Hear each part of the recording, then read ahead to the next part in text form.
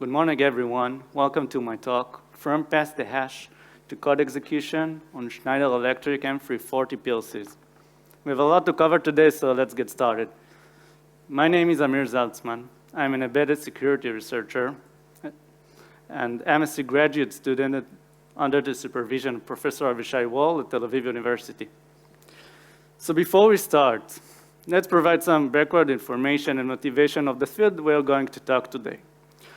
So with the growth of Industry 4.0 revolution, industrial devices, including PLCs, programmable logic controllers are increasingly connected to the internet, which brings the whole world of features and improved efficiency. However, it also exposed them to cybersecurity risks. PLC vendors are increasingly improving and enhancing their protocols in terms of cybersecurity while maintaining their operational functionality. However, are these improvements sufficient to connect our PLCs to the internet? We hopefully have an answer for this question by the end of this presentation. So in our research, we researched the Schneider Electric Modicon M340 PLCs with the latest version of 3.60 as of October 2024.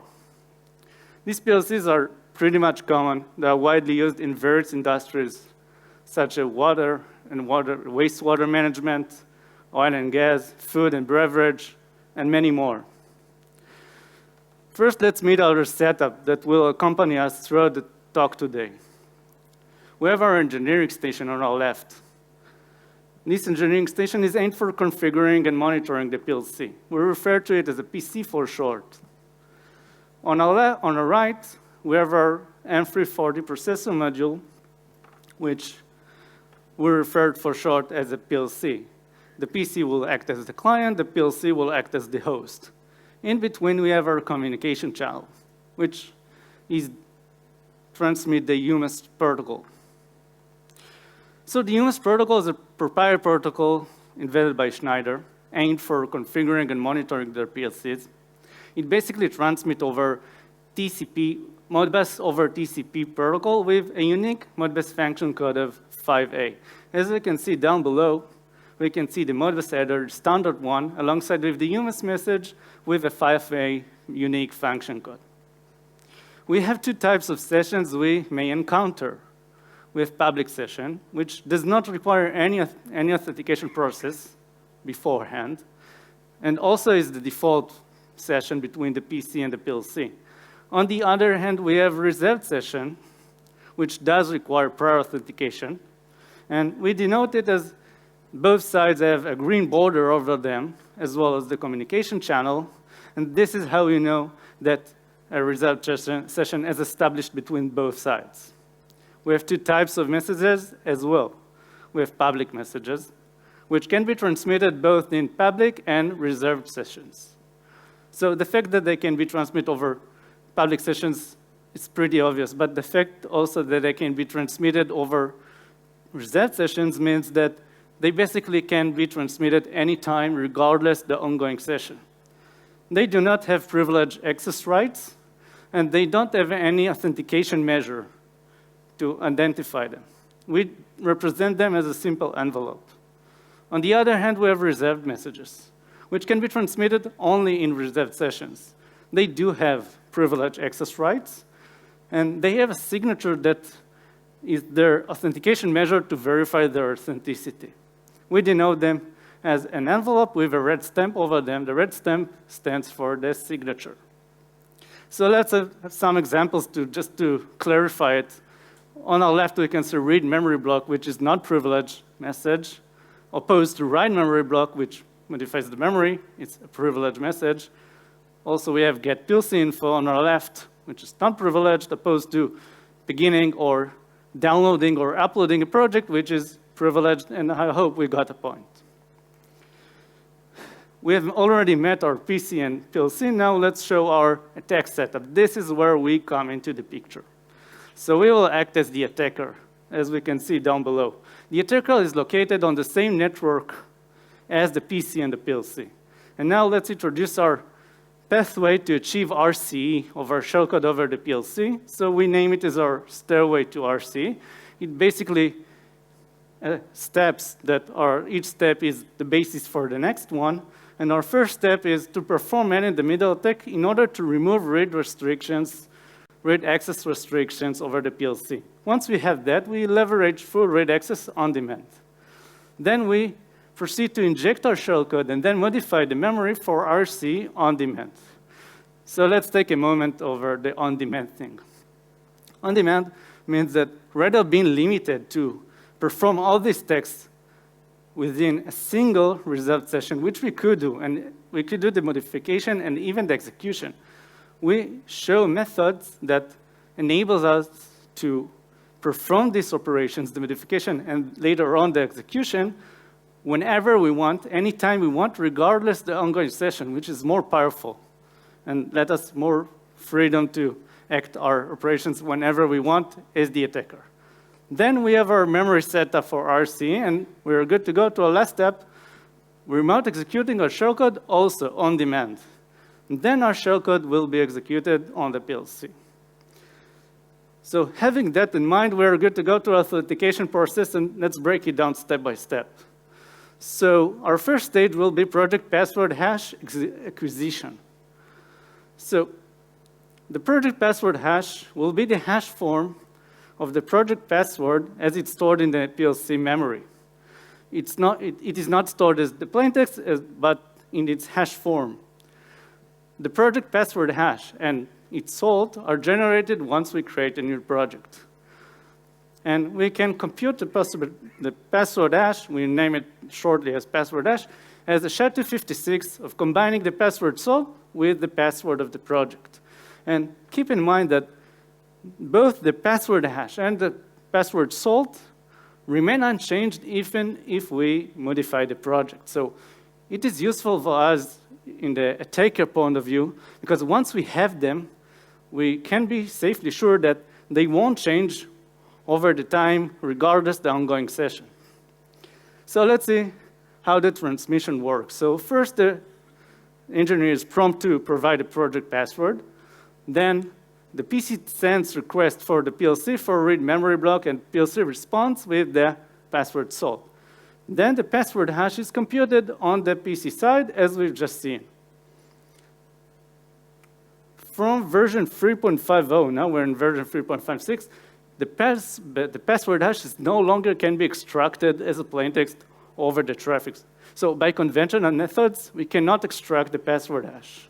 So keep it in mind, because we may refer it as the attacker when we will talk about our attacks. Now we're moving to our next stage, nonsense exchange stage. So we discovered that during this stage, a Diffie-Hellman mechanism of exchange key is involved. And now the nonces are not transmitted in their as a plaintext, but in their encrypted form over the traffic. And both sides agree on they're generated the public Diffie-Hellman keys, and then they generate their shared Diffie-Hellman key, and from there they derive the AES symmetric key, very standard. And the implementation is made as plain vanilla, which means that it is exposed to man-in-the-middle attacks. It does not have any certificate authorities or pre-shared keys or whatsoever, so it is exposed, and again, as the attacker, we may want to utilize it later on when we will talk about our attacks. So let's see how the transmission works. So we can see down below we have our two sides generated their random nonce. And just to make it more convenient, let's agree on color coding. So the purple elements will refer to the PC, and the blue elements will refer to the PLC. And then we can see that both sides transmit their nonce in its encrypted form, as we can see up above the envelopes. Then each side receives the encrypted nonce and decrypts it on its side. So by the end of this stage, we have both sides have the decrypted nonces of each side. Then we're good to go to our last stage of the authentication process, the authentication secret transmission. So the authentication secret is basically a key that aims for the PLC to verify the PC authenticity. both sides compute their authentication secret on their side, and based on the data that they have. The computation is as follows. It's SHA-256 of the PLC nonce combining with the salt, combining with the password hash, combining with the PC nonce. So let's see how it works. We can see down below that both sides have computed their authentication secret, and the PC transmitted authentication secrets to the PLC. The PLC compares it to its own, and if they are equal, then the PC responds with the session key, which we rename here as a reserved ID. It's basically a 1-byte key that identifies the session, and then we have established our reserved session between both parties. And that means we have completed our authentication process successfully. Now, we have one more thing to keep in mind, that from all the data that we gathered over the authentication process, such as the password hash, the password nonce, the password hash, the salt, the keys or whatsoever are not used, but the nonces. Only the nonces are used in terms of signing reserved messages over the ongoing established reserved session. So again, keep it in mind, it may be considered as a security flaw because it's just the nonces. So let's talk about signing the messages. So in order to sign the messages, we need some more data. We need to get a PLC ID, which is a 4-byte vector that identifies the PLC, and it is hard-coded to the PLC memory. In order to retrieve it, we easily do it by sending a public message, which is get PLC info, and then we get our PLC ID. From there, we compute new intermediate variables that are the hash form of these nonces we've just established for the session. So the hash form is computed as a SHA-256 of the PLC ID, combining with the nonce respectively to each side. Then we compute our signature as SHA-256 of the hashed nonce of the PC, combining with the message we want to sign, and combining with the hash nonce of the PLC. This is how we have the signature.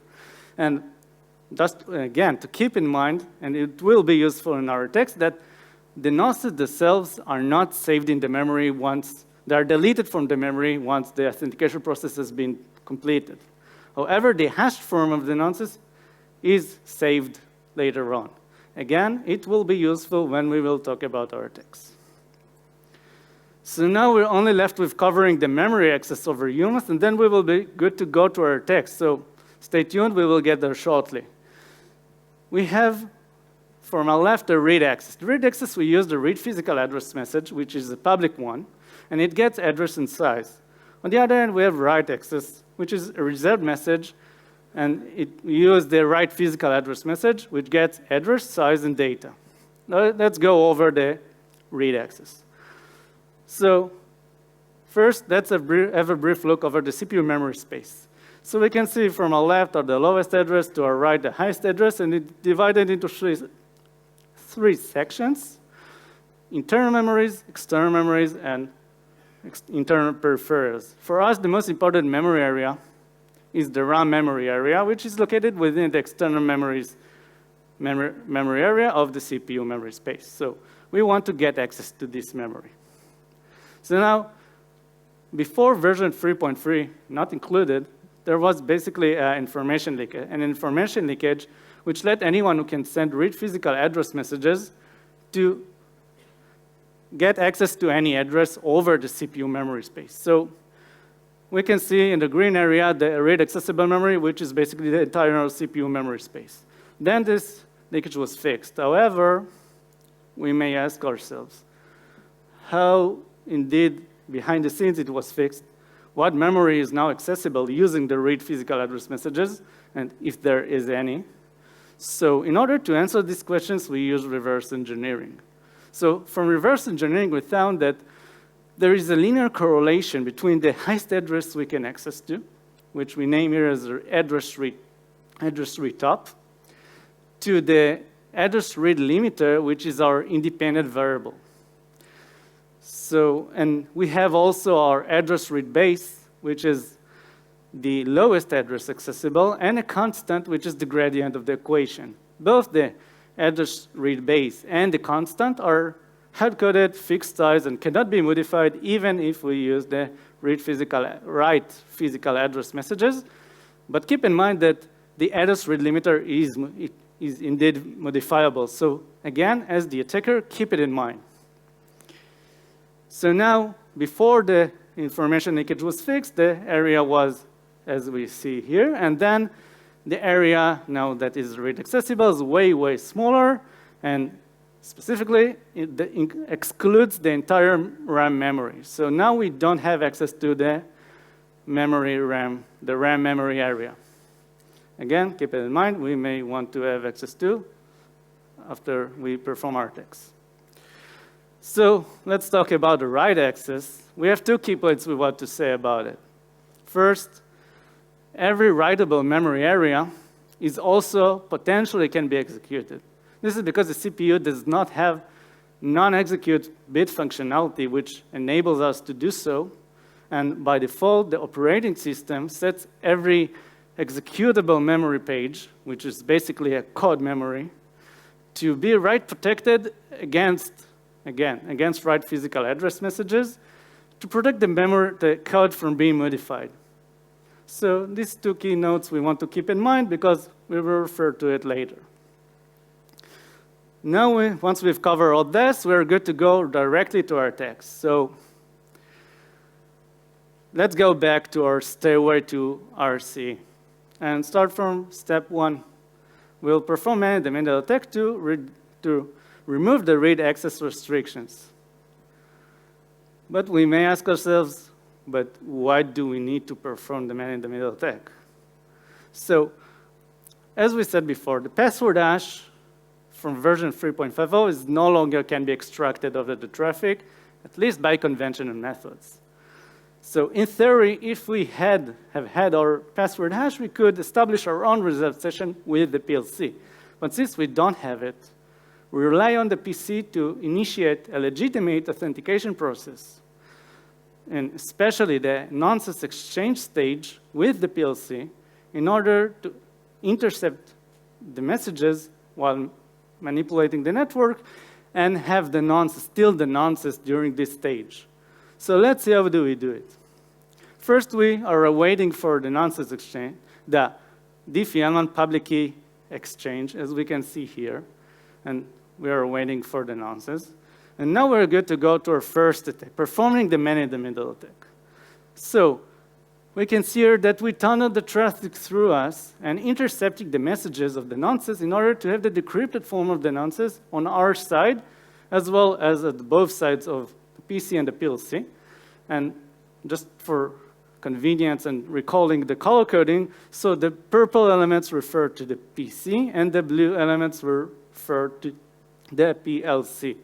So having that, we can see that a reserved session is established between the PC and the PLC, and we are, the attacker, have the nonsense of the ongoing session. So you may notice that whereas the attacker haven't gone through any of the authentication process or authorization whatsoever with the PLC. So we are unauthenticated with the PLC. However, if we can construct valid messages, valid result messages, and sign them using the nonsense, and send these messages to the PLC will accept our messages, even though we are not authenticated. So again, this can be considered as a security flaw, and we use it a lot when we perform our attacks because we are unauthenticated. And we still can impact the PLC. Now let's take a look. We have our bottom left, the diagram that illustrates the CPU memory space and especially the accessible memory area. And now we perform our second attack to modify the memory to allow read anywhere on demand. So let's see how we do it. Now we have the ability to send write physical address messages.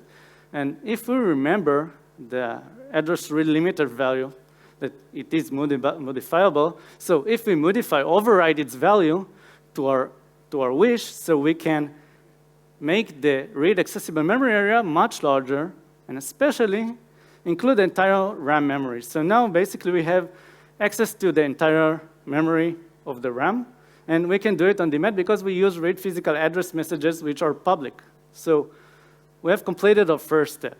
We have read anywhere from the RAM on demand. Now we proceed to our second step. We'll inject our shellcode and then set up the memory for RC on demand. So let's see how we do it. We have two initial states that we may encounter over the session. First, a public session is ongoing, and the second one, a reserved session is already ongoing. So let's cover the first option. So if a public session is ongoing, we can, okay, even though we said that the password hash cannot be extracted over the UMS traffic, since we have patched our PLC and now we have read anywhere from the RAM, we can use the read physical address messages to directly access to the password hash and do extract it over the traffic. So we extract the password hash, we name it as pass the hash. Then once we have the password hash in our hands, we can use it to establish our own reserved session with the PLC, which means we have access to a reserved session and can sign messages. So just to keep the consistency of the color coding, the gray elements will refer to the attacker. And now we proceed to our option 2. What if a reserved session is ongoing? So if a reserved session is ongoing, then we can similarly use the read physical address messages in order to read the hashed form of the nonces. So once having the hash form of the nonces, we are able, it is equivalent to have the nonces themselves in terms of signing the reserved messages over the ongoing session. So once again, we have access to a reserved session. So it doesn't really matter with each option we start with. Both the next steps will be the same for both. So for our case, we'll proceed with option 1, but it doesn't really matter. So now we are good to go to our last attack. We can note here that we have 2 attacks, but basically we can refer to them as one attack because they share the same principles of operation. So explaining one of them will apply to the other as well. So we can explain one of them, and we have 2 ways to perform these attacks. So let's see down below we have an illustration diagram of the section of the RAM. And we have 2 types of memory. We have a writable memory area, which is colored in lighter green tone. You can see down below. And we have write-protected memory area, which is colored in darker green tone, which is also referred to the firmware code. And first, we inject our shellcode into a writable memory area using the write physical address message. Having that, let's take a deeper look over the memory. So we can see here that we have 2 specific functions, which we'll name as source function and destination function. Both are located in the firmware code, which is write protected. And also we have a function pointer, secondary function pointer, which is located in a modifiable memory area. And the way that the source function will eventually invoke the destination function is by first triggering the function pointer, the secondary function pointer, and then the function pointer will direct to the destination function. And I assume that many of you may guess that the function pointer is located in a modifiable memory area, which its value can be overridden. So if we use, again, the write physical address messages, we can change the value that the function pointer points instead of the destination function to redirect it to our shellcode. So by that, we have completed successfully our second step. We have our memory ready and set up for executing our shellcode. So now we proceed to our last step. Our last step will be remote executing our shellcode on demand. Again, we'll see how we do it.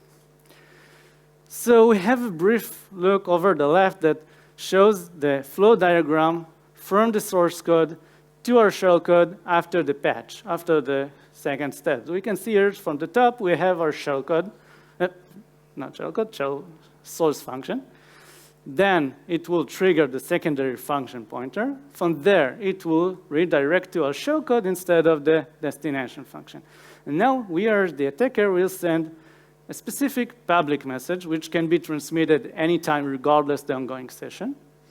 And what it will do behind the scenes, it will invoke the source function, which will trigger the secondary function pointer, the modified one, and then it will eventually trigger our shellcode. By that, we have successfully and have reached to our goal to remote execute our shellcode on the PLC on demand. So we have our shellcode executed. And now it's a great time for a demo. So what we will see in our demo. So in our demo, we'll see an execution of a shellcode that toggles an LED over the M340 PLC panel. So once we power on the PLC, an LED that indicates the operational functionality of the SD card slot is turned on constantly, which means the operation is okay. And our shellcode will toggle this LED off, and then we'll resume to the normal operation of the PLC. So this way, we'll visibly can see that the shellcode is executed, and it's easy for us to understand it. So let's see how do we do it. First, our shellcode, our PLC is powered on, and take a look at the LED. It turns on. This is normal. Now we are the attacker, tunnel the traffic through us. Now the PC will reserve the PLC using the password.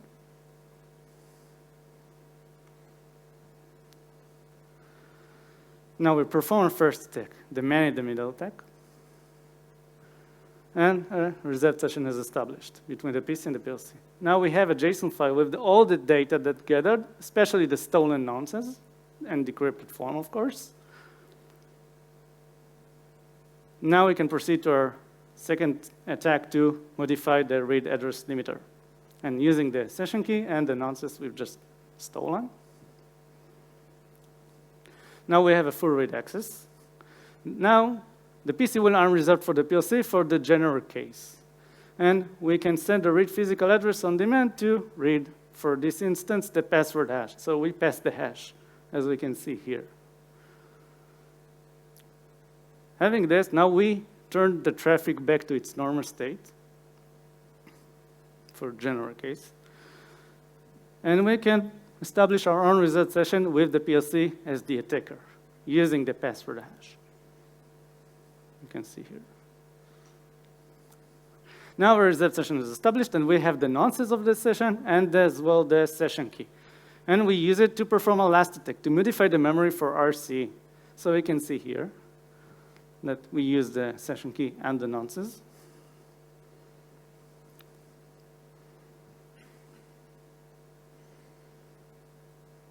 Now our memory is modified. So the shellcode is injected, and the function pointer is modified. The attacker will unreserve from the PLC for general case. And now we trigger shellcode. So take a look at the LED over the SD card slot. It will turn off. And the PLC resume to its normal operation. Now, we've just seen a demo that shows, basically summarizes the attack chain that we've just covered over our talk. So it's a great example to see how things works in real time. Now proceed for the reporting to Schneider Electric our vulnerabilities. So first, we want to thank Schneider Electric for collaborating us in disclosing the vulnerabilities once we have reported to them. They have released firmware update of 3.65 recently that addresses the read address bypass, read limiter bypass, and the two RCs we've introduced, which results in blocking the attack chain we've just shown. They also recommends mitigation such as activating the memory protection, blocking unauthorized access to the Modbus over TCP port, implementing a VPN, and so on. And they have recently published security notifications for further information you can refer to after this talk. Now let's talk about the takeaways. What will you take from this talk? So first, first, let's talk about the takeaways for the vendors. So PLCs, the current generation PLCs have constraints. They have limited computing resources, and they have the demand for backward compatibility.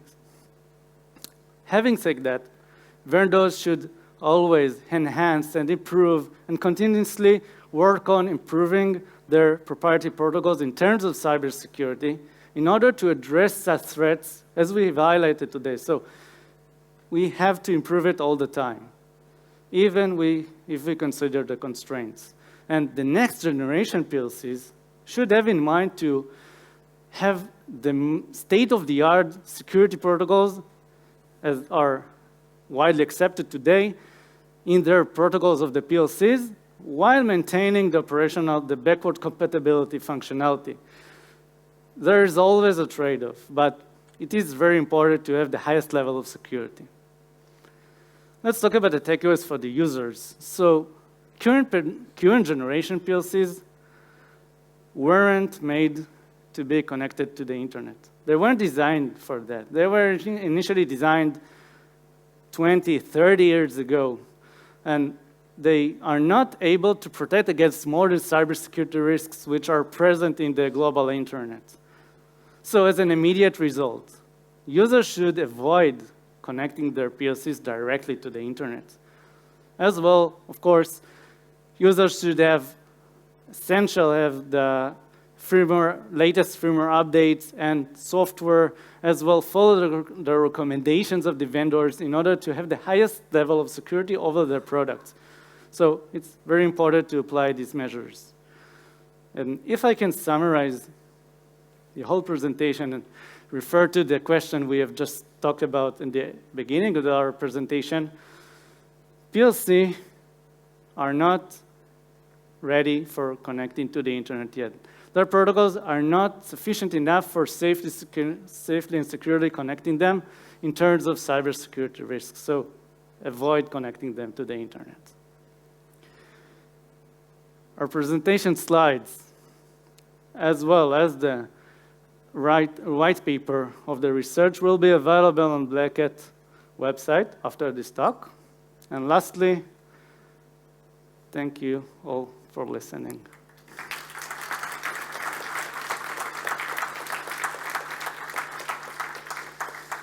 Thanks. I can regard to questions if you have some. Thanks.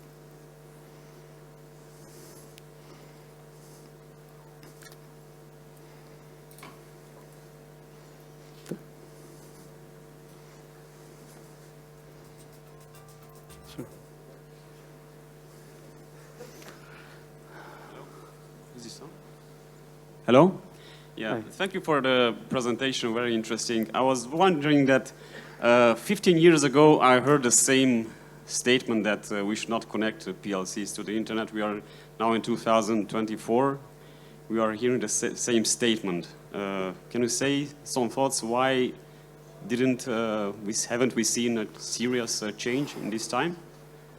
I may have assumption for this, that these PLCs are always adapted to be improved, and the current generation PLCs are adapted to be improved and make the best efforts to protect against cybersecurity risks which exist. But they have constraints which follow, and we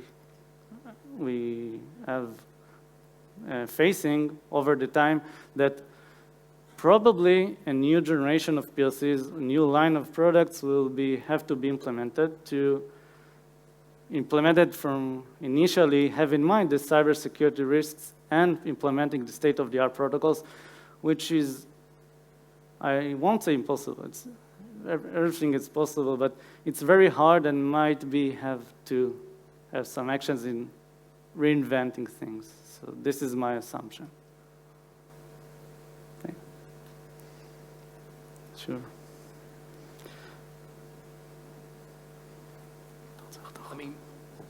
I have relatively little experience with the area of PLCs, but the ability for an arbitrary person to just access the memory seems to be a bit much to give people. Is there a reason why this sort of stuff isn't locked behind a weaker level of authentication for resources that would need that, as opposed to just being completely public? So, let's see if I understand it well. You say that having the read access is considered or is not considered as a security flaw? Well, it's, in most situations, being able to dispense bits of memory content without any extra level between it is seen as a security flaw in of itself. Yeah, Why it's a is- security flaw. And So why is that open to everyone as an unauthenticated you say command? after the fix of the information leakage? Yeah, like, is, It depends also, assumption, okay, because I'm not a producer of it, but it depends on the functionality you want to have the users to have to. So it is a matter of decision of the developers of the product. They can, in theory, block any read access to. They can also make it, if you see our case, to be, let's say, reserved message, to be more protected instead of public message. But also, it's a matter of development issue that, in my assumption, it depends on each product you refer to and what abilities you want to have the users to use. And it depends which user, because in my opinion, I think that like normal, very basic users won't use this message because they are not in terms of being researchers and so. But again, the simple answer is it depends. So this is the matter of the developers. If I could, is this working? Yes. If I could add to that answer, first of all, we as security researchers don't know, right? This is like natural sciences. We see what the world is doing, what Schneider decides, and we tell you about it. So that question really needs to go to Schneider. Why did they have a simplistic access model? I could imagine that historically the need to read memory is part of the control protocol. You want the Bart Simpson look in the control room to see what the values are of the sensors and whatnot, and for that you need to read memory, so there's a function to do it. And we abused it to read memory that was not supposed to be read by Bart Simpson, but only by the engineering system. That's, I would say, the reason behind it. But again, this is a choice made by Schneider or by their competitors. Thank you. Thank you. Okay.